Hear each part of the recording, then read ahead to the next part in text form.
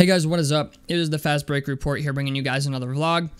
And I want to talk about this loss last night to the Brooklyn Nets because it was embarrassing. I'm just going to call it what it is. It was an embarrassing loss. We were ahead by 14 points, and we managed to give up that 14-point lead and lose to a motherfucker named Noah Clowney. Okay? You know, I'm at a point now where I'm kind of just accepting the fact that, you know, this is what this team is. A team that, for whatever reason, plays their ass off against good opponents, but when it comes to playing the teams that couldn't hold their fucking jock strap, they can't beat them. I will never understand that, okay? The final possession last night was a fucking mess. I mean, it got very, very sporadic in the last minute, and we committed bad turnovers, you know, gave them easy looks. We're committing technicals, you know, we're getting fouls and shit. It's just... This is a team that's going through growing pains, okay? And I'm fine with that. I'm fine that you go through that phase because most of the guys on our team are young. We're one of the youngest teams in the league. I understand not every game is going to be perfect, but I think we all understand that this is a team that probably should have won 40, maybe 47 games this year. And they're probably not going to do that. Like, we're looking at a team now that it's like, okay, their next two opponents are OKC, Miami, and Toronto. And I feel better about them playing OKC and Miami than I do about them playing Toronto. That's fucking sad. Okay? Like, I don't know how it's even possible that you can be a team that is good enough to beat all the top dogs in the league, but you're not good enough to beat the guys that are purposely trying to fucking lose. You are playing teams that are hunting for draft picks, and you still can't fucking beat them. Now, Brooklyn, I understand. Houston owns their picks, so I understand why the Nets are still playing. But Toronto, Detroit, San Antonio, okay, Washington, these are not teams, Charlotte, these are not teams that we should be losing games to. And we've lost the most games to them out of any team in the league. Any playoff team, that is, anyway. And I just think to myself, like, what's got to happen? Because I'm going to tell you right now, man, if this team somehow manages to miss the playoffs, it's going to be a lot of changes. Like, I'm not even going to lie, Rick Carlisle might actually lose his job. I'm not even kidding. Like, Rick Carlisle might actually lose his job.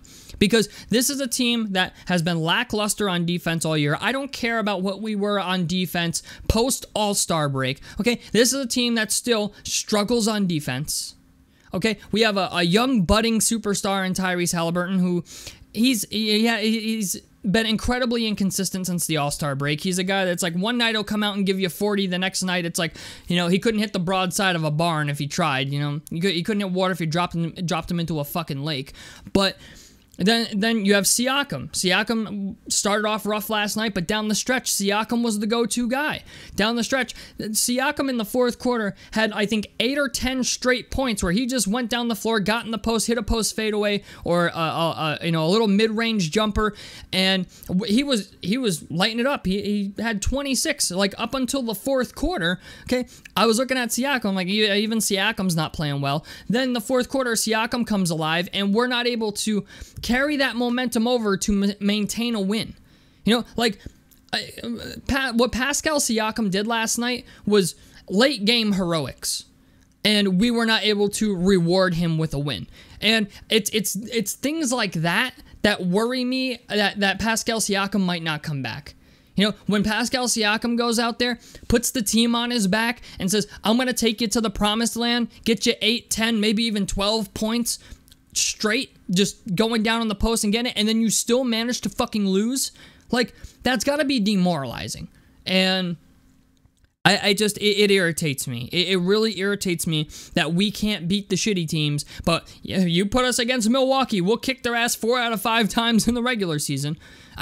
We've already dropped from the 6th seed to the 7th seed. Miami is now the 6th seed. Miami plays Philly tonight with Joel Embiid back. It's kind of funny because I made that video about Joel Embiid coming back and how it will affect the Indiana Pacers, and everybody was quick to write me off. Everybody was like, oh, there's only 9 games left. It's no big deal. NBD. We're going to fucking win. And all of a sudden now, everybody's ass is tightening up because they realize, uh-oh, like, there's a chance that we could miss the playoffs here because we're not the 6th seed anymore. Now we're a play-in team.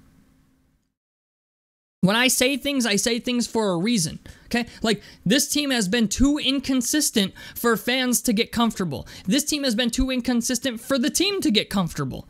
We still got 5 games left in the season here. If we drop all 5 of them, if we drop 3 of those games, okay, we could find ourselves as the 8th seed.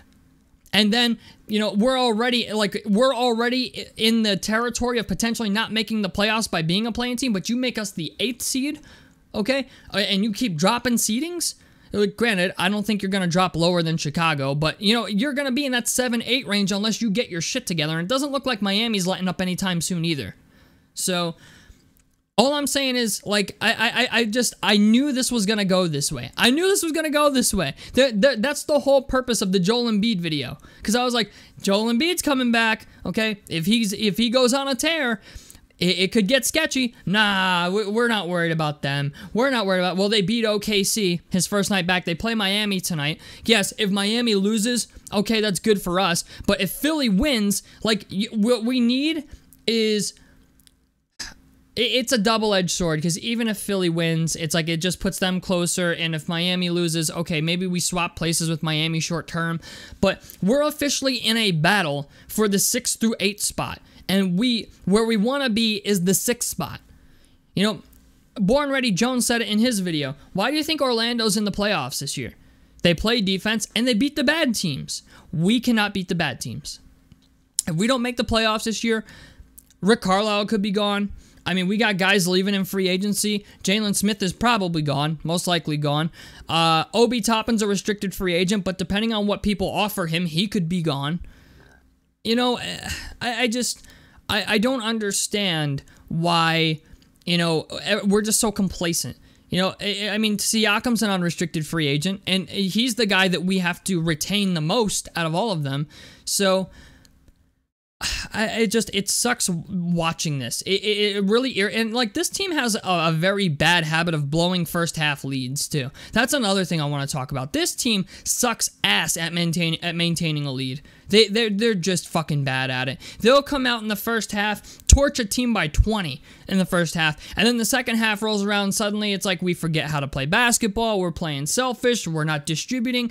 I've said it time and time again this season that this team is the best when the ball is moving, everybody's touching the ball, everybody's getting open, everybody's getting looks. And then there's other nights we come out and it's like, okay, well, apparently the game plan tonight is let Tyrese cook or let Siakam cook, and that's about it, you know. And I'm not against that, because I do understand the Halliburton Siakam pick and roll is going to be very, very big in the playoffs, because playoffs is all half court offense. I mean, there's people bitching about what Siakam does to our offense. Oh, well, he drops us to a half-court team. Well, hate to break it to you, but that's what happens in the playoffs, okay? You go from being a fast-breaking offensive team to a half-court playing team, and if you can start playing half-court offense, you know, a little bit early and get your new guys acclimated to that and how you play it, it's beneficial. But, I mean, we lost to fucking Chicago again. We lost to the Nets. I mean, we can't keep doing this. We cannot keep doing this. At this point, I've accepted the fact that that's what this team is. That's who this team is. It's beat the good guys, lose to the bad guys. But we can't have this next season. We cannot make this a trend of where we come out and beat the good teams, but the games that we should be playing, which should be easy wins, have been a fucking nightmare all year long. So I don't got much more to say than that, man. I'm annoyed that this team is underperforming.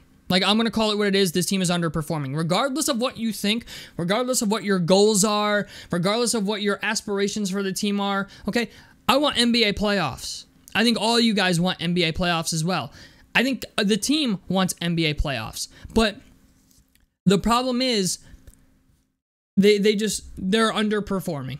To me, this team has underperformed this year. I thought this team would at least win 45 games, right?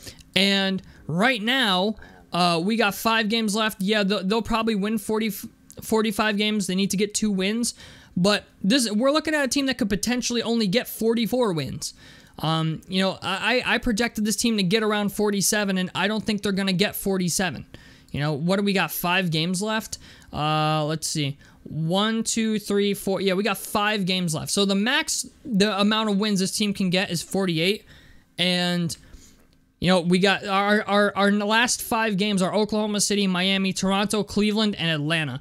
We could, let's see, 1, 2, 3, 4. I mean, there's a possibility we could lose all those fucking games. They're all teams that, like, I would say we could beat Atlanta. I would say we can beat Toronto. But the problem is, you know, I would say we could beat Cleveland even, but Cleveland's playing pretty well. But, like, we're looking at a potential end of season where we could go on a 6-game losing streak. I don't know, man. You know what? We're just going to have to wait and see how it plays out. But it doesn't look good. It's not looking good at the moment because this is a team that, like, the Pacers just love to choke. I don't know what it is. It's been a thing since I've been a fan of the team. Like, this team just loves to choke their ass off, whether it's in the playoffs, whether it's in the regular season, whether it's, you know, they got a big lead and then they just decide we're going to be lax and let the teams back into the fucking games. I honestly, you know what, sometimes I think this team is jinxed. You know, like, I don't know if it's just bad luck. I don't know what it is, but there needs to be changes, boys. There needs to be changes, and I feel like that's going to be coming this offseason. If like losing to these fucking bottom feeders, it's you can't have it. You can't have it. If you want to be a playoff team and be taken seriously, you can't have these losses to these teams. So, tell me what you guys think about this down below in the comment section below. A like helps me out. Subscribe if you guys want to see more on the Fast Break Report. I'm out of this motherfucker. Peace, guys.